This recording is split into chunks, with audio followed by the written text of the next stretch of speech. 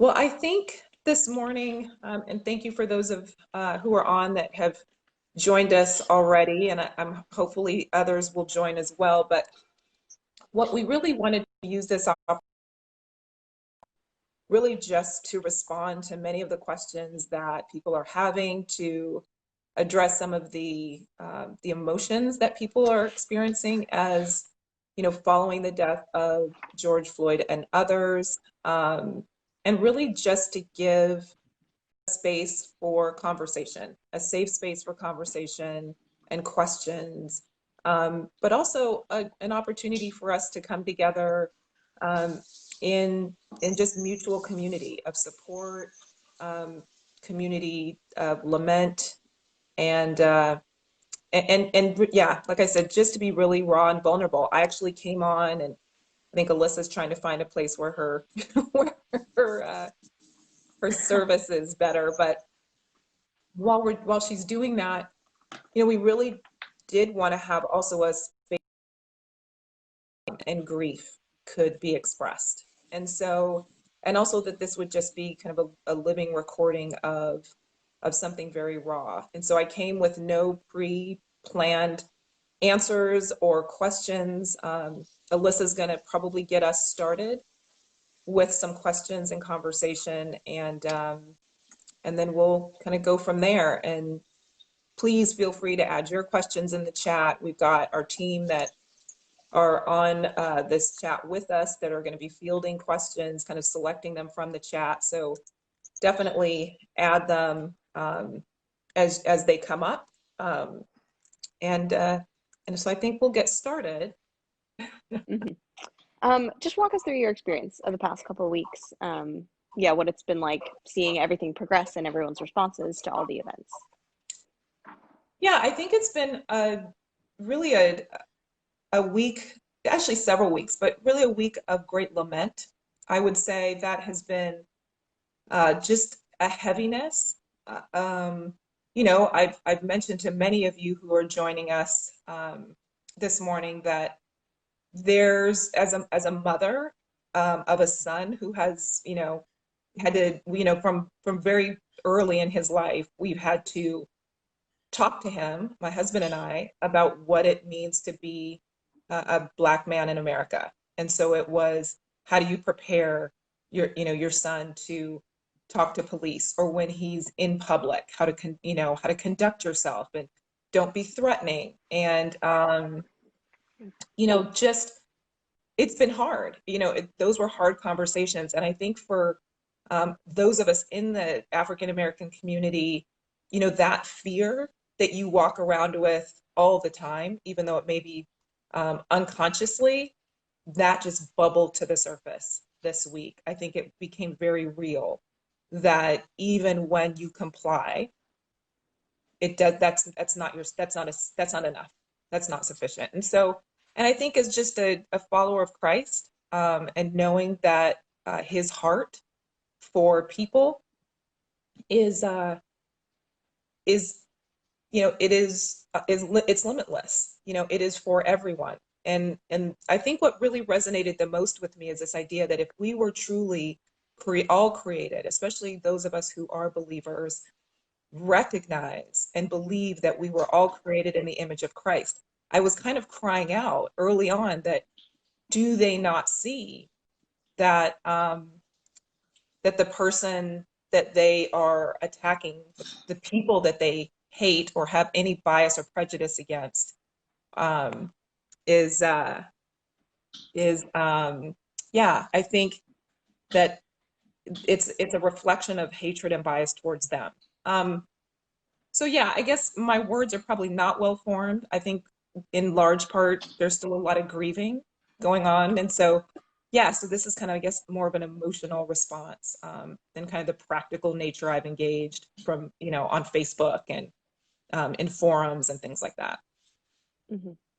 Yeah, can you tell us more about like the emotional response? Because I think as I'm watching it unfold, I'm seeing protests and things, and as they escalate, it seems like emotional responses, and I don't think people are picking up on that as quickly as they are to say, oh, they're damaging property and that's dangerous and don't do this. But yeah, can you just speak more to what it's been like for you personally, and then what you're seeing kind of in the collective experience of people rising up to say like, hey, this isn't right?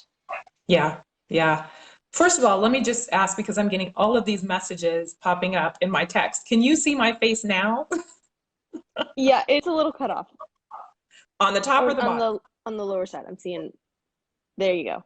There we go. Okay. So I just always need to be seeing my eyebrows. So, because that's all I can see in my image.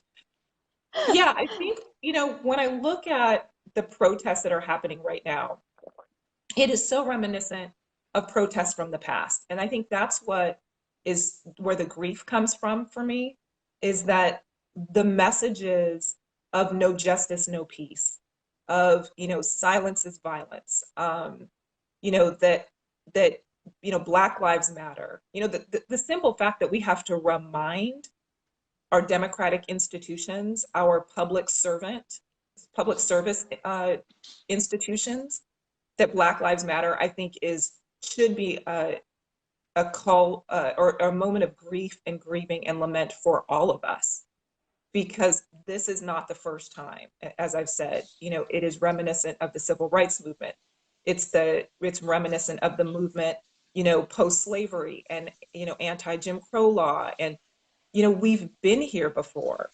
And so I look at the protesters that are out there now, and I know you and I have had this conversation.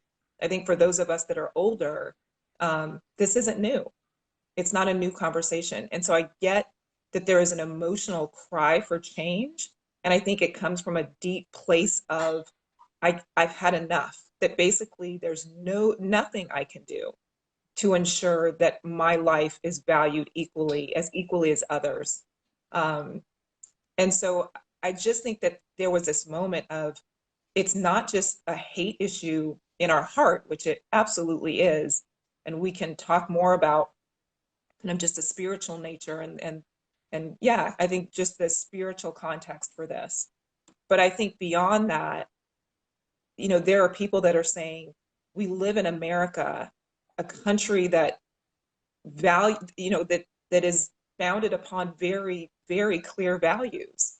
Life, liberty, and the pursuit of happiness is not just a nice tagline. And I think it's a value system that we so often apply outside of our country in terms of how we engage with other countries and the call that we have now for other non-democratic or even some democratic countries.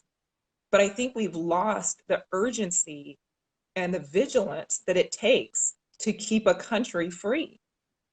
And so I think that's what's happening. That's what we're seeing. And I will say it is so encouraging for me to see that from the beginning, people of all colors, especially people from the white community, showed up immediately.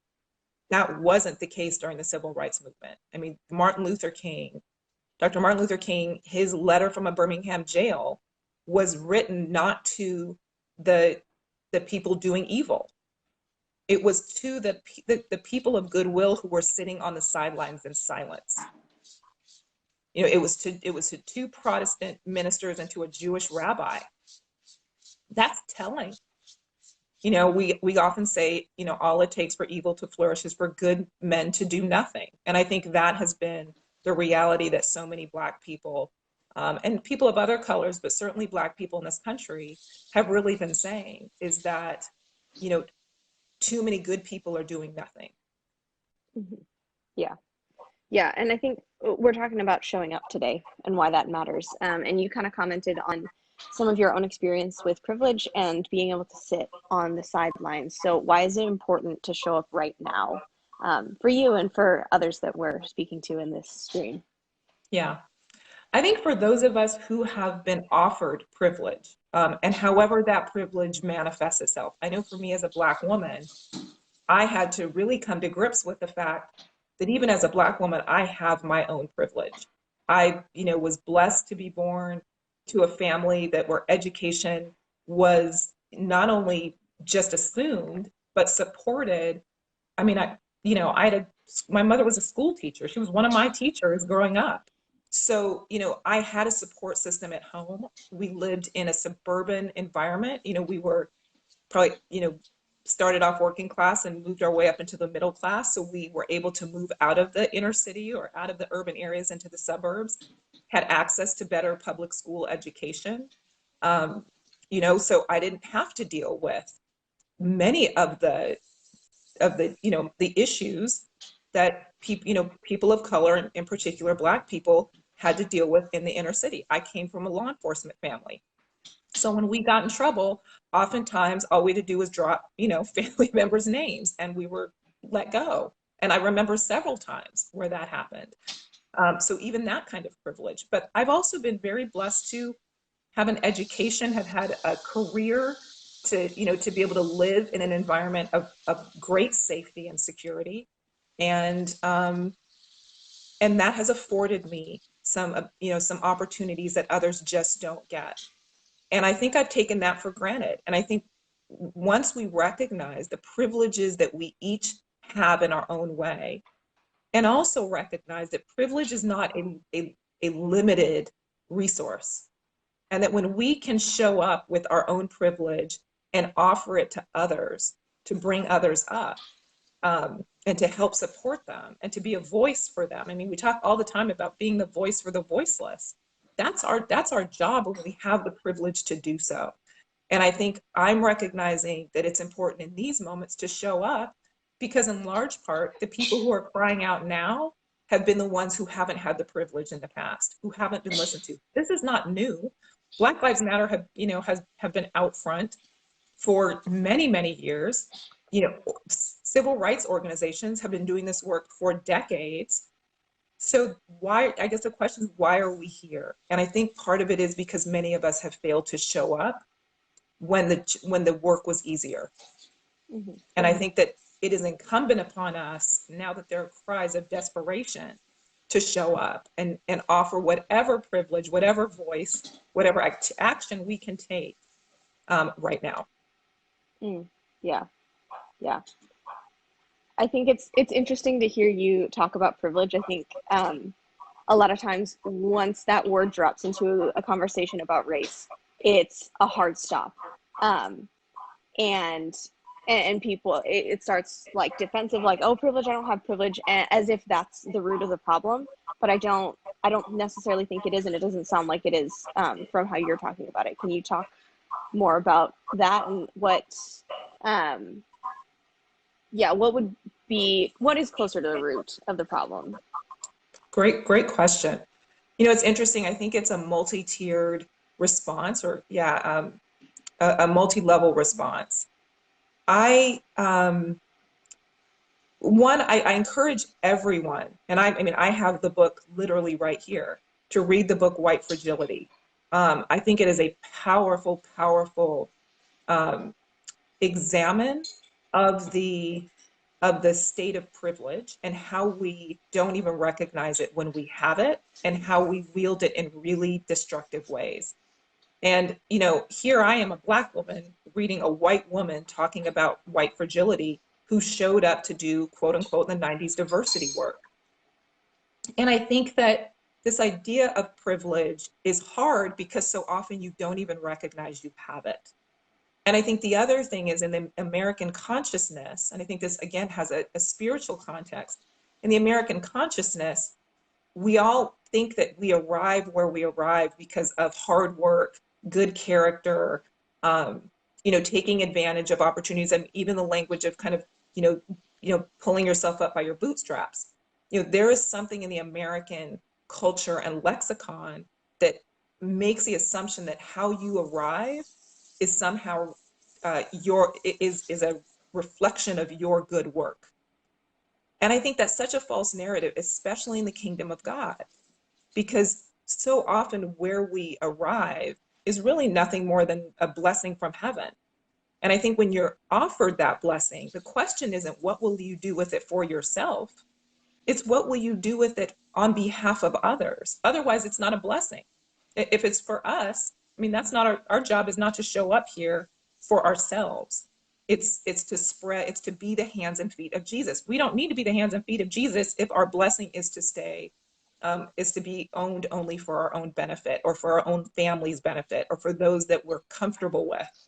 But it's to be offered on behalf of, I mean, we have scripture that says on behalf of the oppressed, and so, that's a whole justice conversation that we can get into about the spiritual scriptural basis of what justice means. But I think from a privilege perspective, it's hard to know you have privilege when you're born into it, when it's normative for you, because it becomes assumed that because I have, this is my norm, and I assume that everybody else has those same norms. And I was listening actually to the author of White Fragility last night, and on an interview, and she said something that I thought was really powerful, that when you are raised with 100% privilege, even the loss of 2% seems like oppression. And I think that's a powerful thing for us to think about, because when it's what you are born into, you are born, like she said, when you can see, when you're born with a certain skin color, and that's the only differential we're really talking about here, right? Skin color. When you're born with a certain skin color, and every, as a young girl, every Disney character was white. Every book I read, especially from a girl's perspective, but I think I would imagine all around, every character I read about was white. Every school teacher I had was white. Every Catholic sister that and when I was in Catholic school was white.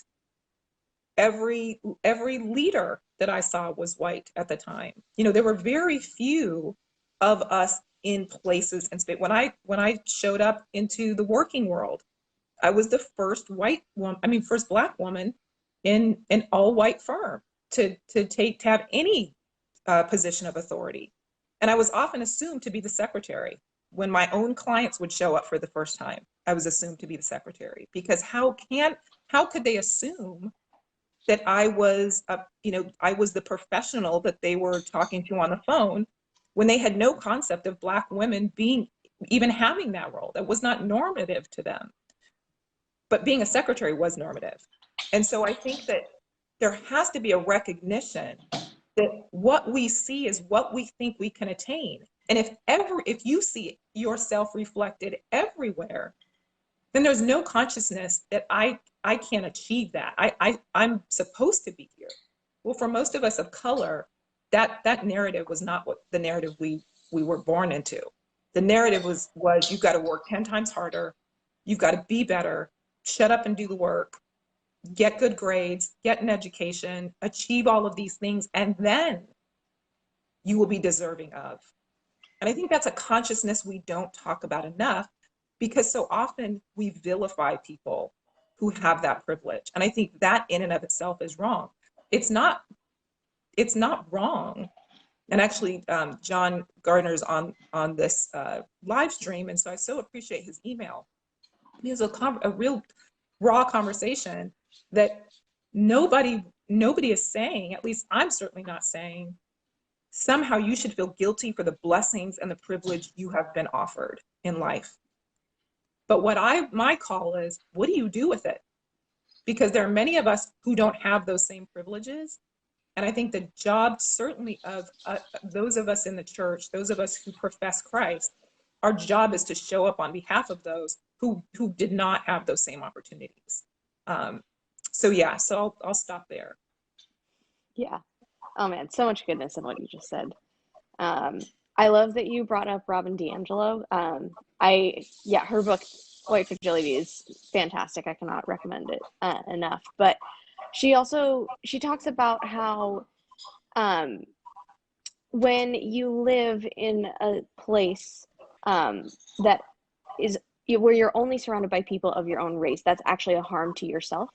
And that was a perspective that I hadn't heard before reading that book. And so, yeah, I'd love to have the conversation now, especially about the spiritual reality of the conversation on racism in America, because I think there is a heavy spiritual component to it that we don't incorporate a lot into these conversations. So I'd love to hear your perspective on that side of things. Yeah. Oh gosh, so many layers to that question. One of the things I will say, I'll start with, that the church in America looks different than the church around the world. And so I want to recognize that when we talk about followers of Christ, I'm only, for the most part, talking about, when it comes to racism, uh, the church in America. Although I do think it's a global problem. So let me not, let me be really clear about that, because I've had the opportunity to see what tribalism and hate looks like in so many different contexts, religious contexts, ethnic contexts. Um, it is a sin problem. It's a heart of man problem. It just so happens that our expression of it here in the United States is often defined by race, although not exclusively so. We certainly could talk about religious contexts, social contexts, many others, socioeconomic contexts. And because I've seen it in so many different manifestations, racism in America doesn't look that unique to me, because I do think it's a heart problem, which is why I think we have spent so much time working on institutional change, which absolutely our institutions need to value justice. They need to, laws and policies and practices need to be applied unilaterally and afforded everyone equally. But if the church doesn't recognize their role in the heart matter, then we will lose again. We will be right back. Our children and our children's children will be doing this exact same thing, which we see being played out in countries around the world. Now, I will profess I'm not a theologian, so I've not done a deep dive on this, and so I will leave this to others to kind of unpack.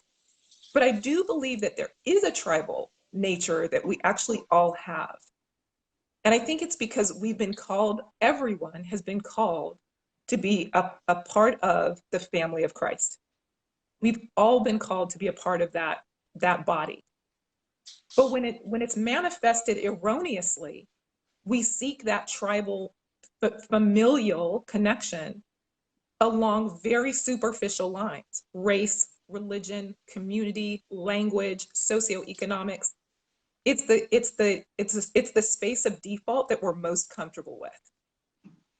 And we talk a lot about being comfortable. And I think racism is a product not just of the sin nature of man, but of being way too comfortable with only being comfortable.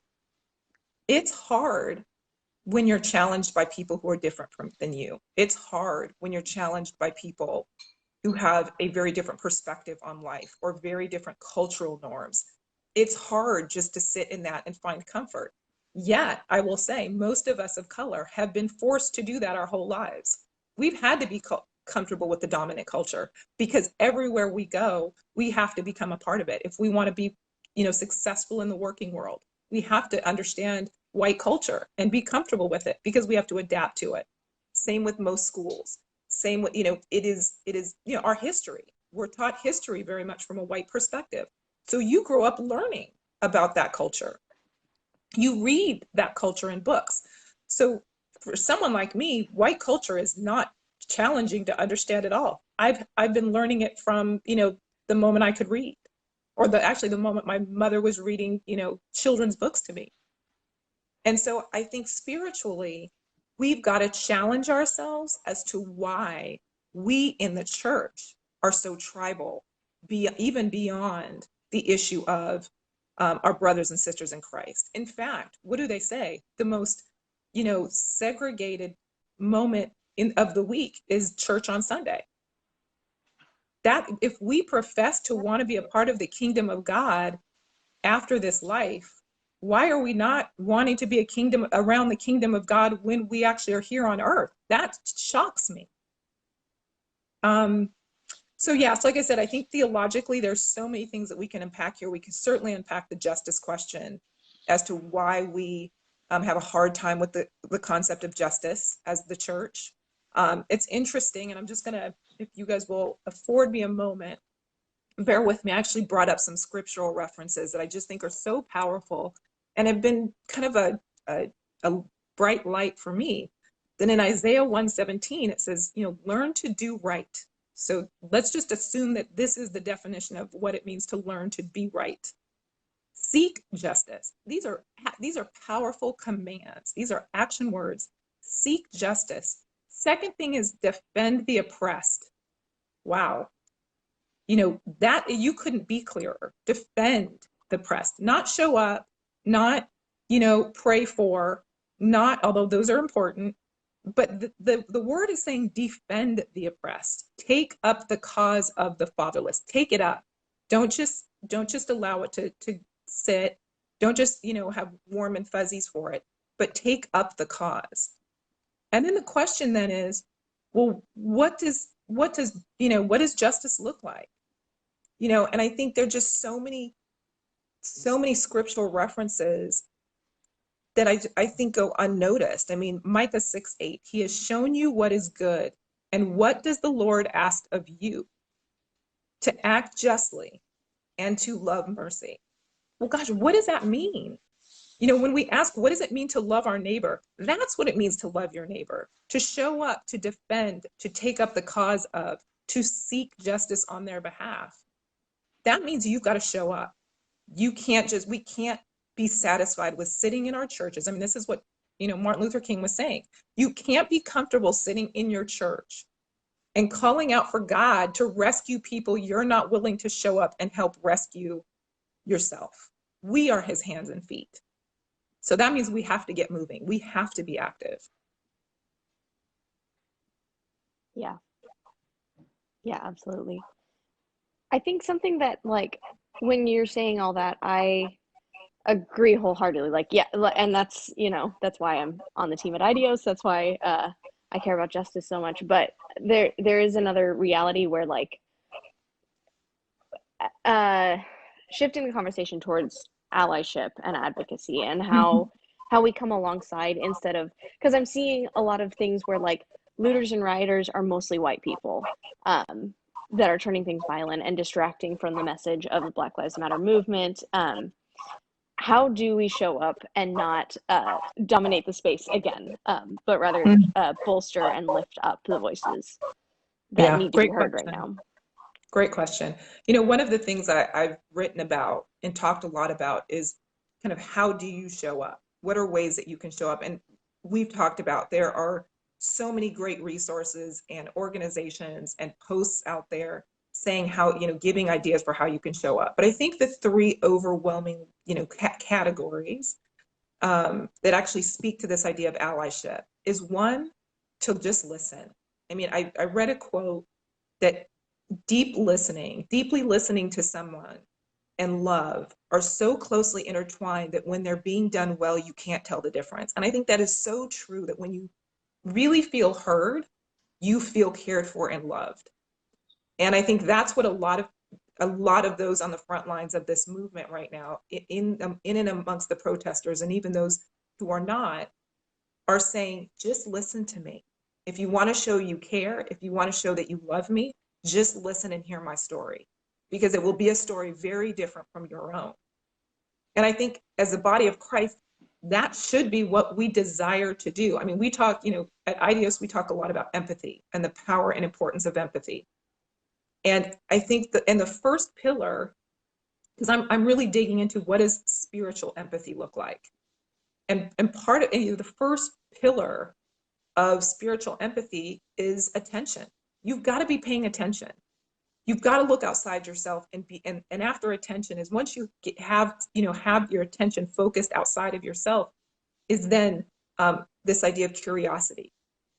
And I think in the middle of that is this idea of allyship, that I'm really curious to understand your perspective, your experience. It is so different than mine. And I recognize I may not understand, but I'll never understand if I don't listen. And I think after listening is learn. And I think this has been one of our greatest failures from an education perspective, but even from an American cultural perspective, and definitely from a church perspective. I will tell you that I have yet to show up to a church and go into a bookstore at the church. And I'm only talking about the primarily evangelical churches that I have attended since becoming a Christian, where any significant tome, so whether it is a historical narrative on biblical truth, on theological research and study, has always been a white theologian. Just now we're starting to see Black Christian authors kind of be promoted. But for the most part, most of our pastors, most certainly in the white community, they have been educated purely from a white Christian perspective. And not that that is wrong. It's just not the whole story. It's just not the whole story. And so I think education has to be, again, this idea of being curious about what does it mean to be a Black evangelical in 1902? What does it mean to be one now? And how do I educate myself on the experiences of those very different from myself? Because could it be that I'm missing a whole lot of the fullness of who God is and what he's doing in this world because I'm not paying attention to the rest of the body of Christ and their own stories and their own experiences and their own calling? And so I think that's a huge part of allyship. Before you ever show up, just take the time to listen and learn. And then when you have a sense, then act. Because again, going back to privilege, doesn't mean that you necessarily have to join a protest. Although if you feel called to do so, I highly encourage you to do so. Because Black people, people of color in moments like this, they need to see that allyship. They need to see that we're just not in this alone. And I also think that change only comes, I say this all the time, that the civil rights movement was a campaign, and a campaign only, until white pastors, white leaders, the white community showed up in allyship with the Black, civil rights movement, joined hands, linked arms, and protested and marched and added their voices. That's when the movement started. And it's sad that that's what it takes, but because white people have the privilege and in large part the power and influence, use it and wield it wisely. And I think, and powerfully. And so acting and showing up, I think, is a powerful way of doing that. Yeah, definitely. And can I add one thing? And then I'd love to hear some of the questions that are happening out there. One thing I'd love to add is, what does it look like to act? And I think right now, when you see injustice, so let's just go back to this idea of injustice. When you see injustice, you have tools in this American democracy that you can do. Most of us just don't take the time to figure out what that is. We don't write. And one of the great things that I love, one of the positive things about about our policies around policing is if you see injustice, even if that means on social media, even if you weren't there, you have the right as a citizen to write a letter to that mayor, to that prosecutor, to that chief of police, to that governor. You have the right as a citizen here in America. We just don't often utilize our civic duties and responsibilities here unless it's something that directly impacts us. But you have that ability. You have the ability just to, to post, to ask questions, to challenge narratives that you know to be untrue, to have the hard conversations. I mean, I think that's the one thing that we as a generation really struggle with is how do you show up and have hard conversations with people you love? How do you challenge people you love who carry really strong or erroneous false narratives, and do it in love? Because we're all coming to this space from a flawed perspective. I don't care who you are biased and you are flawed showing up to this conversation and every other one. And the only way we get to real truth is when we can sit and understand and embrace the experiences and stories of other people. Yeah. Kind of tagging onto that thought, I would love to hear more of your story of where there hasn't been listening and what impact that's had on your life. Yeah. Wow. It's interesting. I think that's probably that's probably the most important question you've asked. Because I think throughout most of my life, I've learned just not to speak about it. So it's not even that people haven't listened. It's that I've not even felt safe enough or courageous enough to speak, to help them understand what it's like to go to a store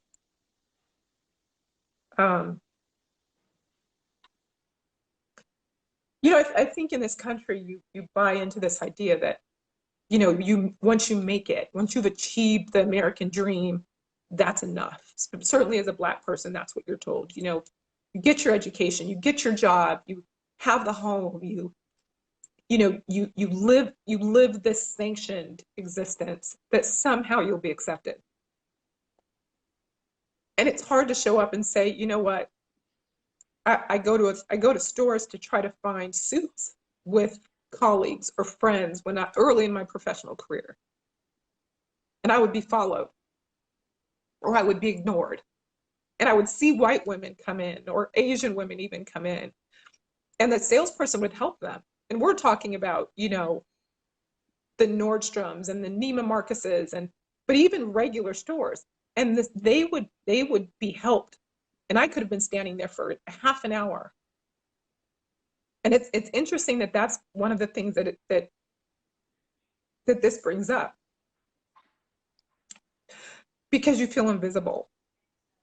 You feel invisible. You feel like you're not valued. You feel like there's a judgment being made on you simply because you showed up with a skin color that you didn't ask to have.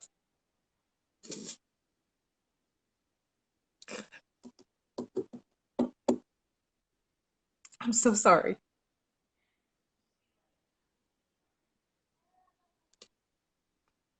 So you just learn just to push it down, knowing this is just your reality, and you just don't say anything. You just don't say anything. You learn not to say anything. You learn to show up, put a smile on your face, and navigate this life as best as you can. And then you pass that on to your kids. But you're not going to be treated the same. I don't care how high you make it. I just listened. So let's listen last night to something that Senator Cory Booker, who a lot of people don't know, was a friend of mine at Stanford, and we came in our freshman class together, and instantly bonded. Even before I was ROTC, he was a football player, so we were there before freshman classes even started. And we were in the same dorm and became really close early on. And I heard him say that he has to think twice as a senator in Washington, D.C., about putting on a t-shirt and shorts and running home from work every day. And I thought, wow. And he talked about how his dad and his grandfather, when he was 6 foot tall at 12 years old, had to tell him ways in which not to seem, don't be aggressive, don't move too quickly, don't, just basically how to be less of himself so he was non-threatening to others, just because he was tall. And when you hear those stories and you realize so many of those stories we have just kept to ourselves, or we talk about them in private as a community, but you do not dare. You don't bring it into the workplace, you don't bring it into your professional relationships, and you don't want to really bring it into your relationships with friends who would never understand that reality, because I don't know if you feel guilty. I don't know if you feel like it's a burden you don't want to share with others. I don't know. I couldn't tell you why. And so I guess when you go back to the question of listening, is I think for so many of us, we've just never felt it was safe to do that. And so I can't even look at my friends and colleagues throughout, my life and point a finger and say, you didn't listen. I think the problem is I never had the courage to just talk about it. And maybe part of it was I just never felt like they wanted to hear it. But again, I don't blame anyone. I think it is just a reality that as a person of color, in particular, a Black woman or Black person in this country, it's just what you know. Nobody wants to hear that. I wrote on my Facebook page that I remember the first time this really smacked me in the face was, and I don't want to make this about my own story, but when I was in school, my senior year, it was my my freshman, it was my senior year, first quarter. And I remember I was in an AP English class, and most of my classmates were all members of like the academic decathlon, very academically minded. And my teacher, my AP English teacher, happened to be the head of the was headed up the academic decathlon team and program. And I was an athlete, and so I didn't do the academic decathlon because I didn't have time. And I remember I applied to almost basically every school that I applied to. And I applied to USC, UCLA, Cal, you know, the top schools in this state. I didn't want to leave the state. And I got into all of them. I had an A+ in his class. And I remember sitting there, and another classmate of mine who played football also got into Stanford. And in front of the class, our teacher said, because the other students didn't get in, well, you know that the reason why Christy and his name was Chuck got in is because she's Black and he plays football. In front of the class. And when I challenged him on it, my next paper, I had a D. In fact, I take that back. I had an F on my next paper. And when my mother and I went to the principal to challenge him, the principal pretty much said, well, he was probably right. Why say anything? That's what I was taught. Why say anything? Why challenge? So yeah, I think a lot of us have grown up just recognizing, don't make people uncomfortable. Don't stir the pot. Just don't say anything. Just try to navigate life the best way you can. And that's a burden that I think people finally are like, I can't carry it anymore. I have no other options. I don't even know if that totally answered the question. That's a hard question, because I think talking about, it's interesting, and maybe this affirms what I just brought up about the quote, that listening and loving are so closely intertwined. And I think when you feel like your story has not been listened to, you certainly don't feel loved. Yeah.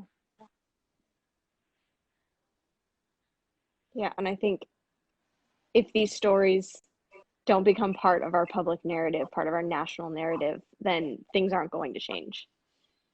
Correct. Yeah. Correct. Yeah.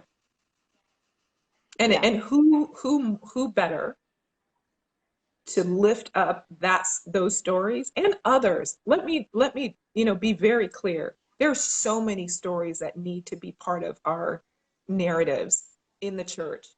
What we are talking about on a regular basis, because if as God commands us that righteousness happens when we are seeking justice and defending the oppressed and taking up the cause of the fatherlessness, that should be what we are known for. And to be honest, if that was what we were doing, our nation shouldn't look like this.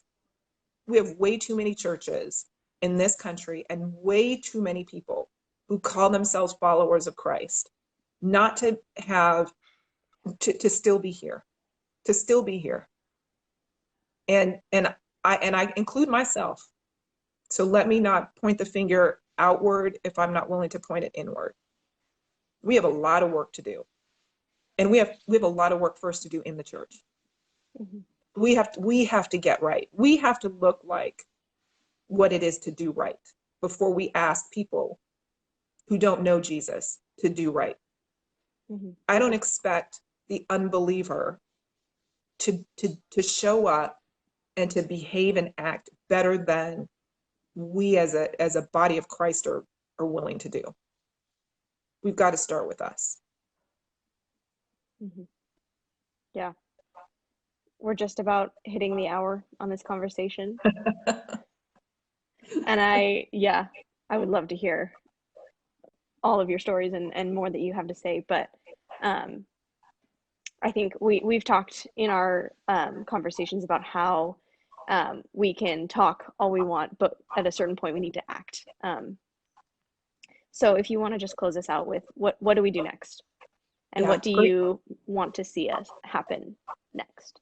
Yeah, great question. And I will say I'm so grateful to the friends and colleagues who have reached out and said, "Help me understand. Just help me understand." That is such, for those of you on this call and others who will watch it, do not underestimate how powerful that is. Just because you feel like in moments like this, people care, even if they don't get it, they care. And so let me encourage all of you, show up and just lend an ear. Just ask people, how are you doing? Um, and be willing to listen to that story. Um, and listen, the problem is that a lot of us won't answer right away. A lot of us will be too afraid to answer that question or to respond in a moment where you are angry or in deep pain or deep, mourning or still trying to process yourself. And so it may mean that you have to keep asking.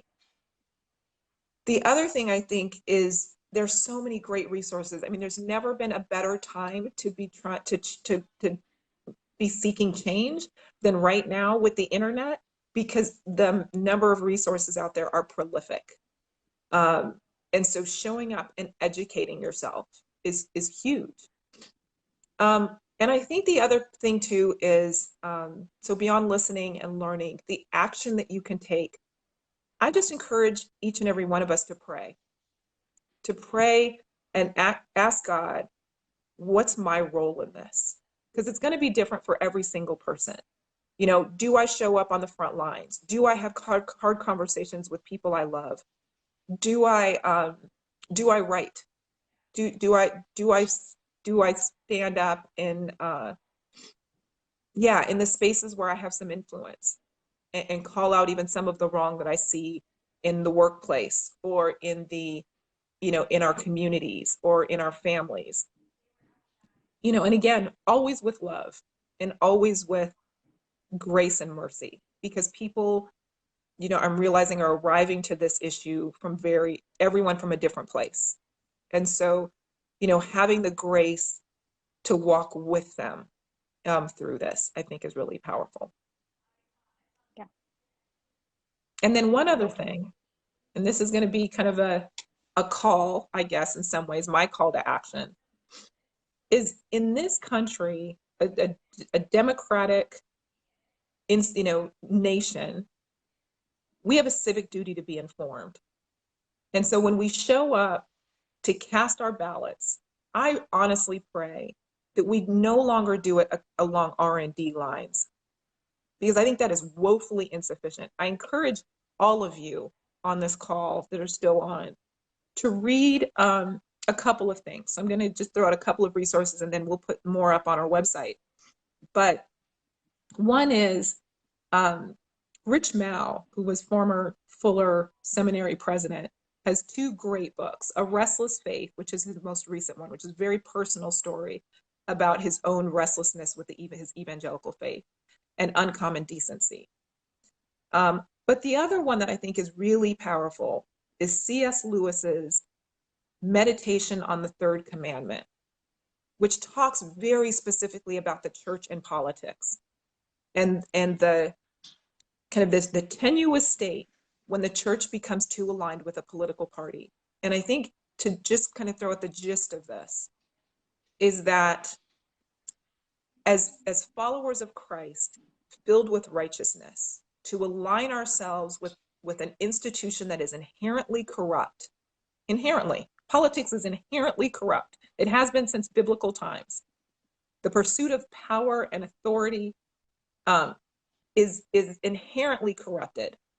And there's all kinds of biblical narratives that support that. But he speaks specifically to when the church aligns itself too closely to a political party, we ourselves, we don't pass our righteousness to them. We actually become corrupted ourselves.